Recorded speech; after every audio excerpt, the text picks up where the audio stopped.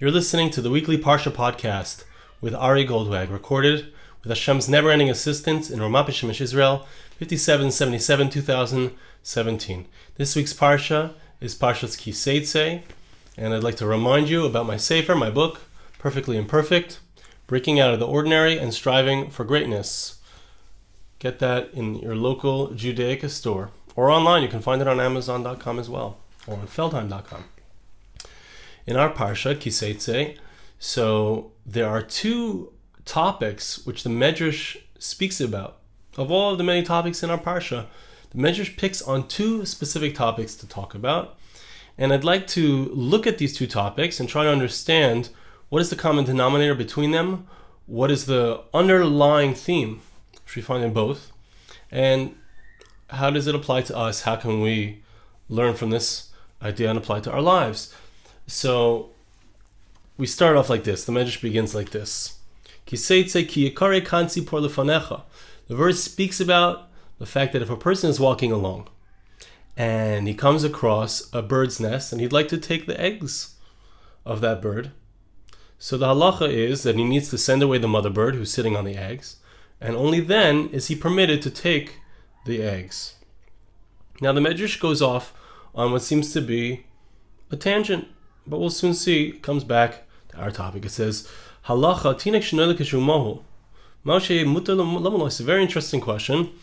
Sometimes there are children who are born, a boy is born, and the foreskin is already not there.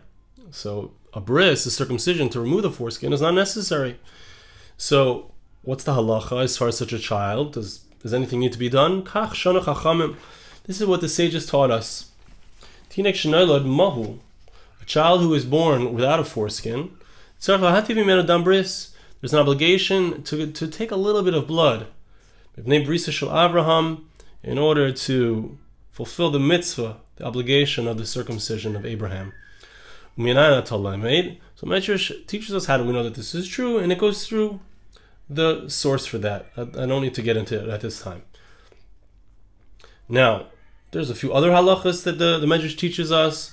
It says, What is this? There's two different parts of the milah, not important for this discussion right now. A different halacha. The one who's doing the milah, the one who is actually performing the circumcision, needs to be circumcised himself. Double language. Okay. So the measure is something very interesting, and soon we'll see how it connects back to the concept of the kansipor, of our sending away the mother bird. Why is it that a child is circumcised on the 8th day? Why don't we do it right away? Hashem wanted to have rachmanis, he wanted to have compassion on this child. To allow the child to gain strength. When the child is 8 days old, it's stronger. And just like God's compassion is on a human being, we also find that Hashem's compassion is on animals. The Torah tells us a verse which indicates this. Another way that we see it is the fact that the verse tells us that you can't kill an animal and the child of that animal on one day. And as the Seitze points out, and it's also going to be the explanation of the idea behind not taking the mother bird and the baby birds at the same time, we don't want to destroy a min, we don't want to destroy a species of an animal. And that's part of the idea. So we see Hashem's racham, we see Hashem's compassion. And just like Hashem places his compassion, he has compassion upon animals, we also find that God has compassion upon the birds. The same idea when it comes to this bird. We want to send away the mother bird. It has to do with Hashem's compassion. Very interesting question that Seitze points out. It's the obvious question to anyone who's learned Gemara, the Maseches Brachos, which is the first tractate in the Talmud.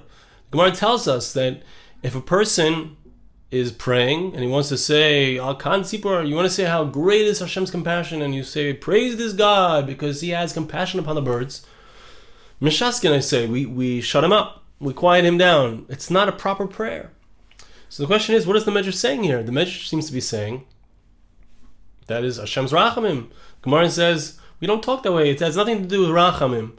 As Rashi says in the Gemara in Brachos, it's Hashem. It's a gzeira. Hashem said this is what you should do. It doesn't have to do with rachamim. So the Seitze says, and we need to understand this. The Seitze says when it comes to a tefillah, when it comes to a prayer, it's not proper to say such a prayer, to say that Hashem has rachamim on the animals. Not really true. Animals don't need rachamim. The animals they don't have that level of consciousness that we need to have rachmanas on them. We need to have compassion upon them. But rather, when it comes to drasha, so a tefillah, it's inappropriate. But when it comes to a drasha, like our midrash is coming to darshan. We're trying to say deep ideas. So there it's appropriate to speak about Hashem's rachamim, Hashem's compassion upon the animals. What is this saying? What is the Seitze teaching us? What is the idea between this contradiction between our midrash and the Gemara in Brachos? And the understanding of it, I believe, the concept that the Seitze is coming to teach us, is trying to bring across, is that when it comes to a drasha, what is the idea of the drasha? Well, when Chazal are teaching us things, and many drashas, as we've seen so many times, are fantastic. They're not literal, or they can't. It doesn't make sense to say that this is literal. So, but what is it? It's coming to teach us something. It's coming to give us a depth. It's coming to teach the human being something.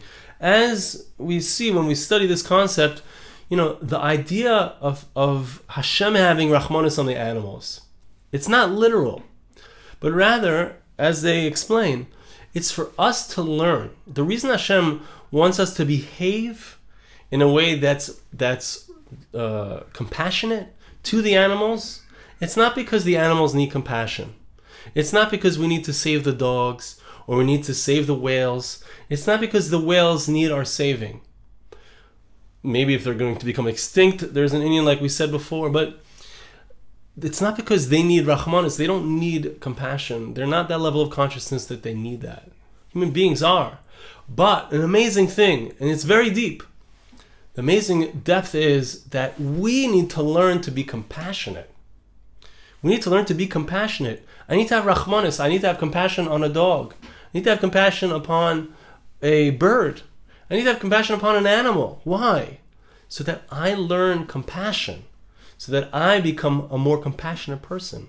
But the ultimate goal is that I should be compassionate on human beings who need compassion, who deserve compassion, who it's appropriate to show compassion to. And the amazing depth of this is that, for example, I don't know how many people are aware, I live in Beit Shemesh, as I always mention, and there's a whole problem with dogs, that there are dogs coming and attacking people.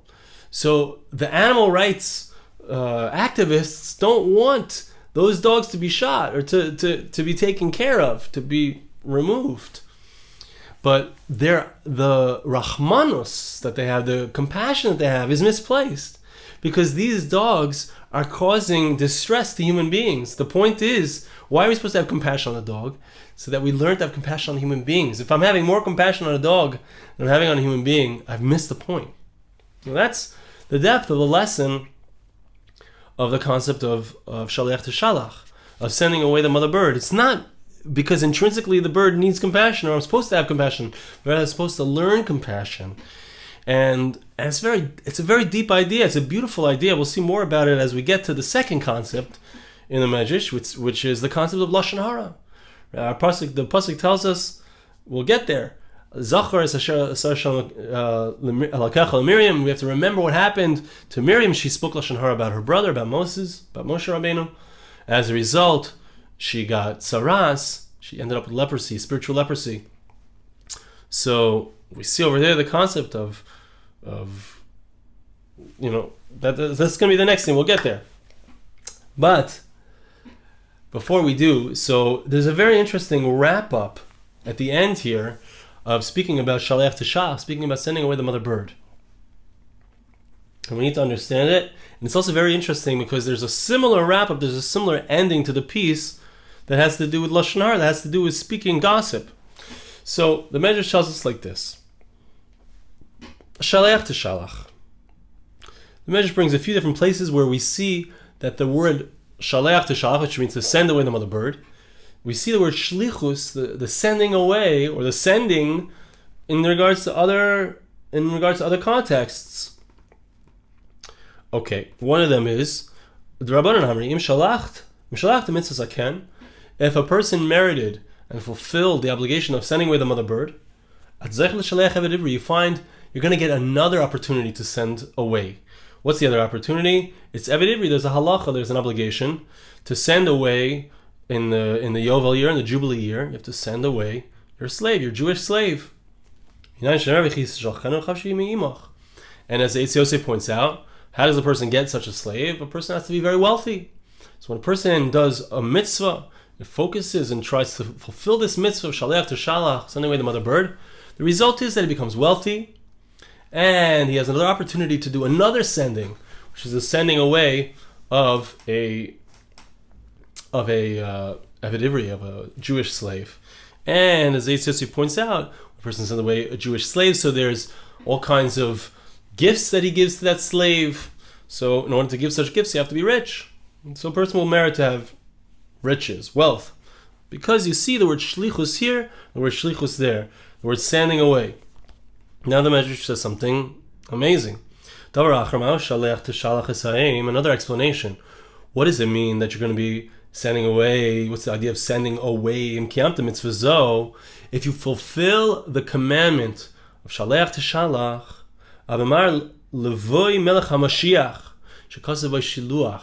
you will cause, amazing thing, you will cause that the King Moshiach, the Messiah, will come faster because you were involved in this mitzvah. How do we know it? It says the word shiluach, it says the word sending in regards to the Melech HaMashiach.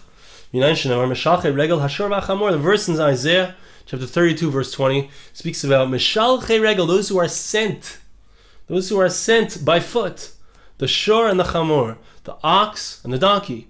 So the Seitze Yosef explains who is the ox and the donkey that are being sent. The ox is a reference to Moshiach ben Yosef. Moshiach ben Yosef, who comes from Joseph, from Yosef HaTzadik. So he is referred to as a shor. We find that in the brachas and the blessings of Yosef, he's referred to as an ox.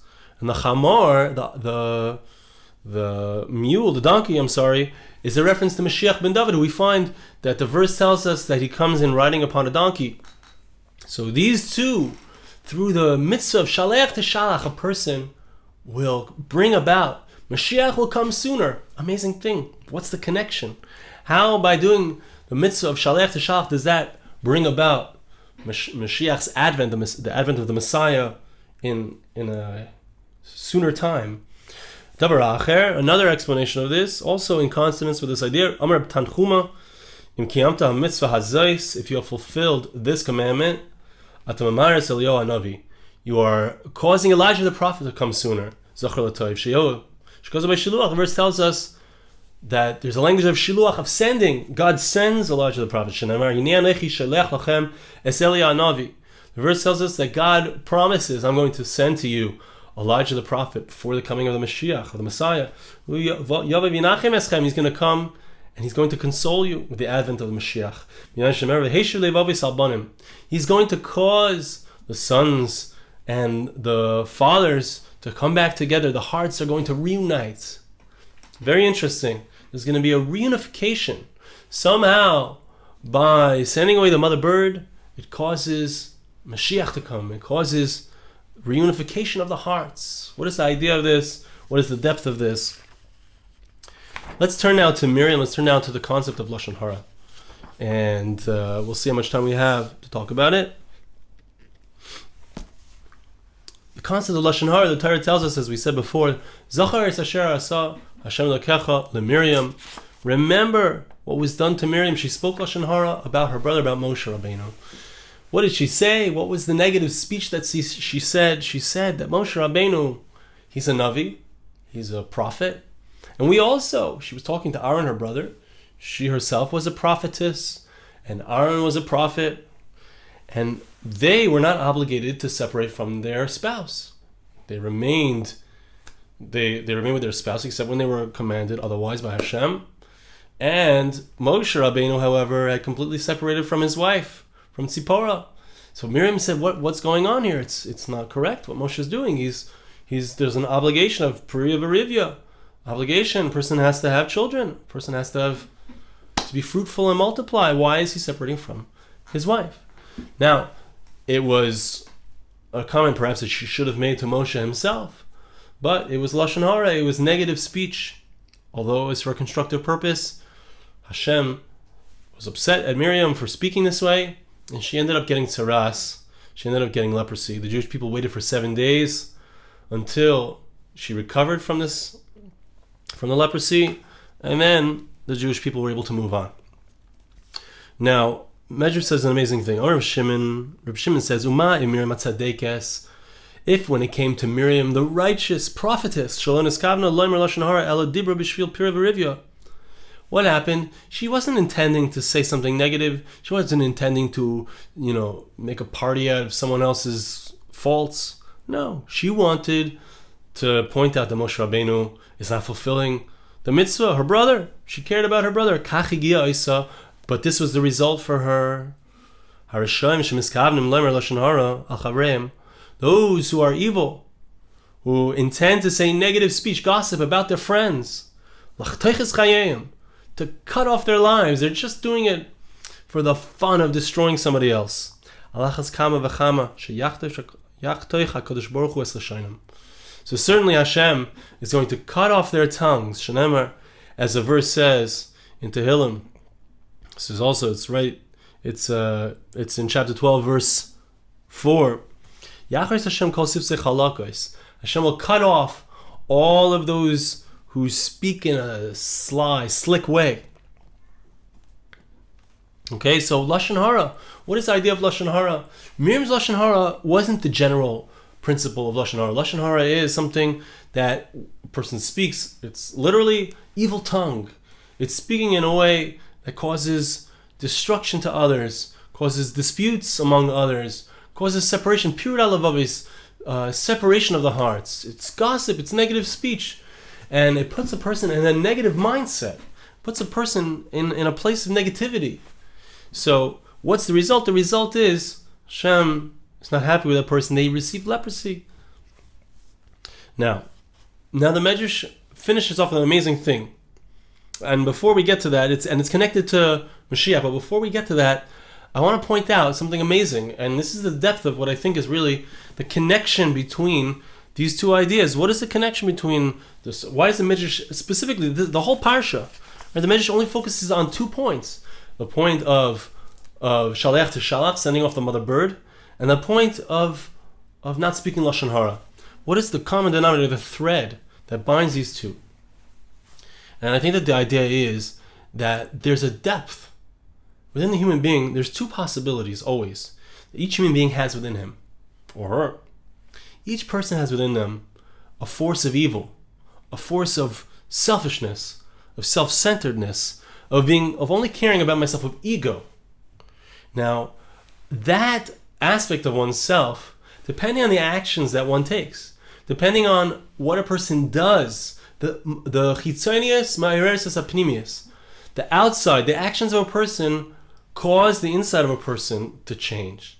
If a person acts in a way which is negative, the result is going to be negative. And they're going to bring out the negative nature inside of themselves, and they become more and more separate from others, more and more egotistical, more and more selfish. But when a person takes actions that are positive, that are compassionate, that are good, so then it brings out the goodness inside of the person, and that person becomes more and more positive. I want to take you for a moment to think about, if we look back at World War II, what was the power of the leader of Germany? I don't even want to say his name. What was his power? What was his ability? It was to bring out the evil within people. He was able to bring out the ultimate cruelty. You read about the depth of cruelty of the Germans, of the Nazis, and all those who collaborated with them, the depth and evil and how they treated the poor, pathetic human beings who they had decided to destroy and kill. You see the power of a leader to affect his people and bring out the evil within them and the cruelty, the achzarius. And the Torah teaches us the opposite, because that's the power of a malik. A malik's power is to bring out evil within a place, within a nation. That was the power of the leader of Germany. Melech HaMashiach, you think about it, the opposite, lahavil, million of dollars. You think about it, like, why do we need a Mashiach when the Messiah comes? Why do we need an individual? Everyone's going to know Hashem, from the greatest to the least of them. The Torah says, everyone's going to know, everyone's going to have Ruach HaKodesh, but, divine inspiration, but there's going to be one individual who, more than anyone, just like when it came to evil, there was an individual who had the ability to bring out the evil from everyone. In the times of Mashiach Lahavdil, the other way around, there will be someone who has the ability to lead the Jewish people, to bring out the goodness within them and enable them to become that goodness, to raise them up spiritually so that they are that goodness. He's going to bring them to keep the Torah, to inspire them. And then the Jewish people in turn will do that for all of the nations of the world, because that's the function of the Jewish people. We are the Moshiach, we are the Messiah of the world. The Jewish people is the Messiah to the entire world.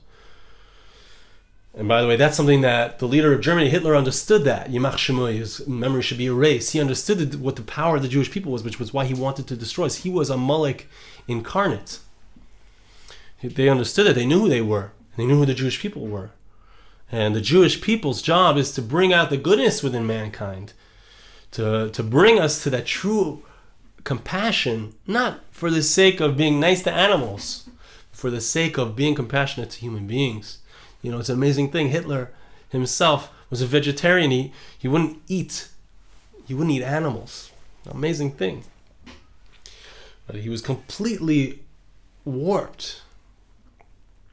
Now, let's look at the end, because when it comes to the Lashon Hara, speaking negatively, it brings out the negativity within the person. It brings out the negative side of the person, the selfishness of the person. Shaleach tishalach. When a person engages in actions that are compassionate, so he becomes more compassionate. Look at the end here. In this world, as a result of the fact that there were people who spoke negatively, the result was the Beis HaMikdash was destroyed. The temple, the divine presence was taken away from the temple. The temple was destroyed. The Jewish people had to leave the land of Israel. The result was galus. The result was more pirut, separation, exile. Jewish people scattered amongst the nations of the world. But how did they come back together? What is the result? When does Moshiach come? In the future, I'm going to remove the Yetzer Hara from you. That evil, that egotistical part of ourselves, Hashem is going to take it away. I'm going to remove that stone heart from your flesh. When the Messiah arrives, what's the result going to be? It's going to be that Hashem is going to return His divine presence to us. Afterwards, after all of that which is going to happen in the end of days, Hashem is going to pour out His Spirit on all flesh. And the result will be, since Hashem has placed His divine presence upon them, all of you will merit to have Torah, because the Torah is that which brings out the goodness within us, removes the Yetzer Hara. The Yetzer Hara comes when we engage in negative activity. We strengthen the Yetzer Hara, heaven forbid, the evil inclination. But the Torah, the Yoshvim B'Shalom Ba'olam, the result is going to be peace in the world. The Torah causes us to engage in actions that resonate with the good part of ourselves. The opposite of Lashon Hara. Remember what happened to Miriam. She intended for good. She intended to bring about goodness, to bring Moshe back with his wife. Who could ask for anything greater? But the mistake was that Moshe Rabbeinu needed to be ready for an even higher elevation, which was his experience, which could happen at any moment, of godliness. Hashem was ready at any moment to place His divine presence upon Moshe Rabbeinu, which was the mistake that Miriam made. But the Torah, and to bring the Torah in, right? The Torah itself is that which, when we engage in actions of Torah, we engage in Shalech Tishalach, in the actions which encourage us and resonate with the part of ourselves which is compassionate, and make that greater. So when we do that, so we are behaving in ways which bring out the goodness which the Torah wants us to do. And so that's the theme that runs through it. And this is the concept of Moshiach, which is why when we speak about Shalech Tishalach, we also end off talking about Moshiach, because the result of being involved and engaged in activities which arouse the compassion within us, not for the animals per se, but arouse compassion, and therefore cause us to be compassionate to human beings. When we are compassionate to human beings, when we remember what happened to Miriam as a result of not being careful about speaking gossip, when we recall that, and we focus ourselves on speaking in ways that arouse goodness within us, avoiding the gossip, avoiding the negativity, avoiding those things, those actions that cause the negative to grow within us, the Yetzer Hara, the selfishness, the ego to grow within us, so then the result will be that Moshiach will come sooner. Messiah will arrive sooner. The Messiah, the son of Yosef, Moshiach ben David. Hashem should help us. I'm asking you to bless me, I'm blessing you. That Hashem should help us to be able to engage in these activities which bring about a greater resonance with goodness. And Hashem should send us the Moshiach, the one who's going to guide us all, raise us all up, cause that resonance with goodness, and thereby it will be poured out upon the whole world. Hashem's Shekhinah's divine presence. Thanks so much for listening. Have a great Shabbos. This podcast was made possible through the gracious donations of listeners like you. For more podcasts like this, please visit www.arigoldwag.com or search on iTunes Ari Goldwag.